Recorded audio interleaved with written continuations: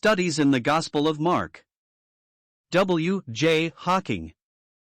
36. The Pathway Over the Stormy Sea.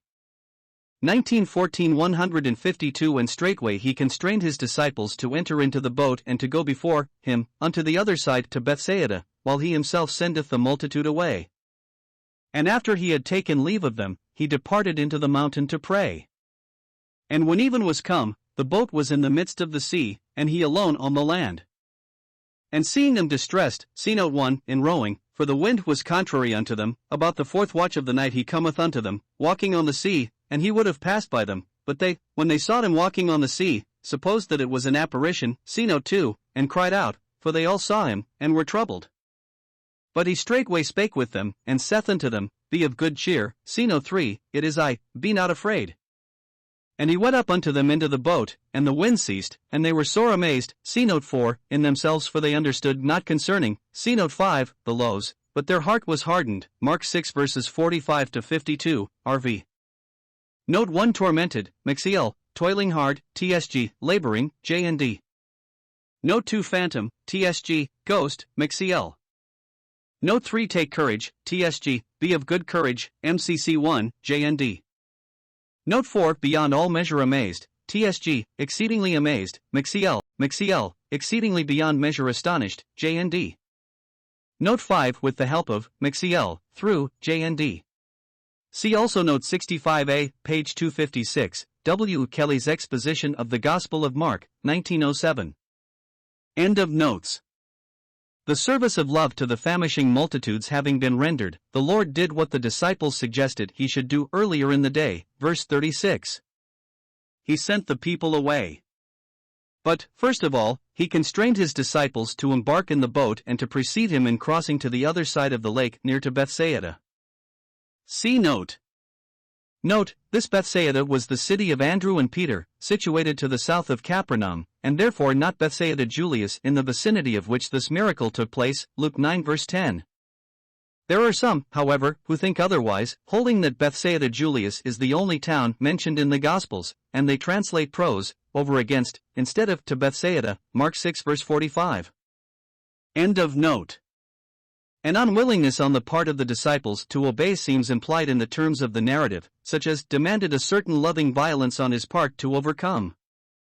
And from John 6, we learn what in all probability was the reason why the apostles needed to be constrained, or forced to put to sea. The miracle of the loaves had awakened great popular excitement in the desert place, and the multitude were desirous to take him by force and proclaim him the prophet and king of the Jews. The disciples had not sufficiently imbibed the spirit of their master to judge rightly of this momentary impulse, and they would probably have taken sides with the mob to place him on the throne of David.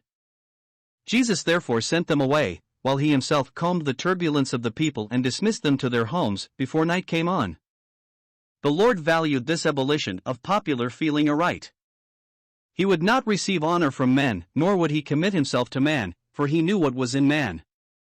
A year later, a crowd, not then of Galilee but of Jerusalem, would, he knew, follow him and cry Hosanna, blessed is the kingdom of our father David that cometh, while a few days later the same crowd would cry, Crucify him, crucify him. Messiah's hour was not yet come. The servant of Jehovah would not, therefore, consent to be hurried to the throne by popular clamor. God in due time would give his judgments to the king, and then the anointed of the Lord would judge the people in righteousness and the poor with judgment, Psalm 72. For the moment, the marvelous multiplication of the loaves and fishes seemed most attractive to the indigent peasantry of Galilee, who were accustomed to earn their small morsel of bread by much sweat of the face. Jesus therefore seemed to them to be most desirable, a king after their own heart. But when they sought him the next day that they might exalt him, the Lord unveiled to them the secrets of their inner selves, saying, Verily, verily, I say unto you, ye seek me, not because ye saw the signs, but because ye ate of the loaves and were filled, John 6 verse 26. Because Jesus had so liberally fed the multitude, they were prepared to come in their zeal, and by force to make him a king. But the Lord would not take the kingdom from zeal like this. This could not be the source of the kingdom of the Son of Man. The beasts, Daniel 7 verses 2 to 3, may take their kingdoms from the wind striving upon the great sea, but Jesus cannot, Daniel 7 verse 13. This was not his mother crowning him in the day of his espousals, Song of Soul. 3. This was not, in his ear, the shouting of the people bringing in the headstone of the corner, nor the symptom of his people made willing in the day of his power. This would have been an appointment to the throne of Israel on scarcely better principles than those on which Saul had been appointed of old. His kingdom would have been the fruit of a heated desire of the people, as Saul's had been the fruit of their revolted heart. But this could not be. Prayer in the mountain solitude. The disciples having embarked and the crowds having been dismissed, Jesus departed into the mountain alone to pray. This reference is the second one made in this gospel to the prayers of the Lord. On the first occasion we are told that in the morning a great while before day he rose up and went out and departed into a desert place, and there prayed, Mark 1 verse 35. This was in Capernaum at the beginning of his public ministry, and was the sequel to a day of strenuous toil. The present occasion was after some 2 years of his public service had passed, during which the multitudes of Galilee had everywhere welcomed him and his preaching of the kingdom. But a change was now imminent. The evangelists unite to show us that at this juncture the spirit of envy and malice began to display itself more openly against Jesus. The opposition that had hitherto slumbered now awoke to a vigorous action which grew in intensity until it finally reached, a year later, the climax of the cross. In view of this definitive rejection by his beloved people, Jesus took up the burden of it upon his spirit before his Father. And may we not believe that as he most surely felt in the silent midnight the poignancy of a despised love, so the lowly mountain altars smoked with the fragrant frankincense of a submissive will, even so, Father, for so it seemed good in thy sight? It seems the way of the Spirit of God in the Gospels to give us momentary glimpses of Jesus such as these in order that we may see the historical fulfillment of prophecies which were given long before concerning the servant of Jehovah. These holy men of old were not silent concerning the apparent failure of the sent one of God when he should come to introduce Israel to the blessings of the new covenant. It was said that the servant would labor for the name of Jehovah, but that his assiduity would be in vain so far as outward result would manifest. He would spend his strength without stint, but for naught in seeming effectiveness. The Messiah would come to gather Israel under his wings, but Israel would refuse to be gathered. Surely we see these things outlined in the praying Christ, and we see him there upon the mountainside learning obedience to the written will of Jehovah by the things he was suffering in his spirit. But after the long dark night comes the glad day. In those sacred solitudes the blessed Savior was wrapped in secret communion until the morn approached. The night watches were passing, the day would break, the shadows would flee away. The same prophecy that foretold failure also foretold triumph. But I said, I have labored in vain, I have spent my strength for naught in vanity, yet surely my judgment is with the Lord, and my work with my God. And now, saith the Lord that formed me from the womb to be his servant to bring Jacob again to him, though Israel be not gathered, yet shall I be glorious in the eyes of the Lord, and my God shall be my strength. And he said, It is a light thing that thou shouldest be my servant to raise up the tribes of Jacob, and to restore the preserved of Israel. I will also give thee for a light to the Gentiles that thou mayest be my salvation unto the ends of the earth. Isaiah 49 verses 4-6.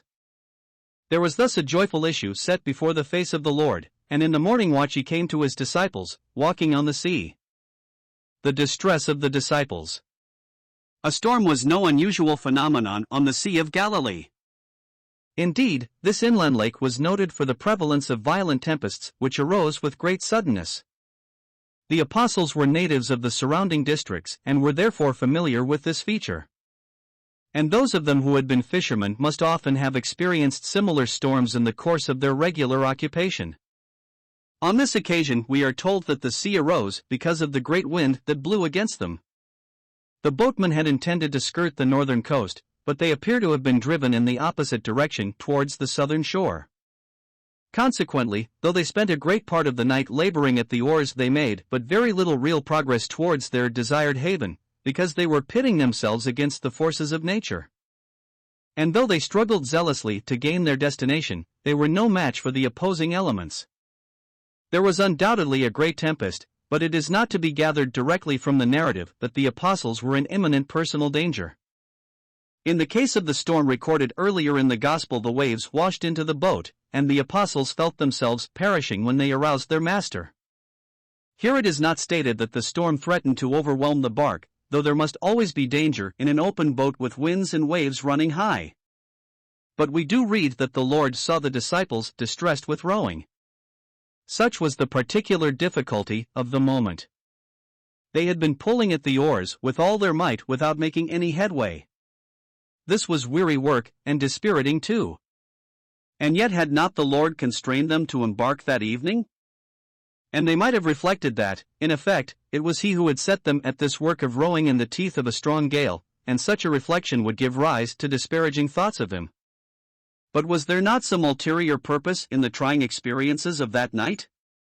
Had not these fishers of men to learn thereby that there are times in Christian history when no fishing can be done, when no sail can be set to run easily before the breeze, when, in fact, every muscle must strain at the oar to keep the boat's head in the right direction and to prevent drifting, while no real progress seems possible? What the Lord was facing in spirit on the mountain top, the apostles were learning upon the stormy waters in a manner more suited to the measure of their understanding. The servants, like their master, were laboring in vain and spending their strength for naught. There was an essential difference, however, in the two cases. On the one hand, the Lord submitted to apparent failure in His service; on the other hand, the apostles lacked the needful strength to secure for themselves a victorious combat. The Lord forbore to exercise His power; His servants did not possess that degree of power which the occasion demanded. But before the morning broke, while they had proved their own insufficiency, they had also proved the almighty power of their Lord and Master to make them easy conquerors in spite of themselves.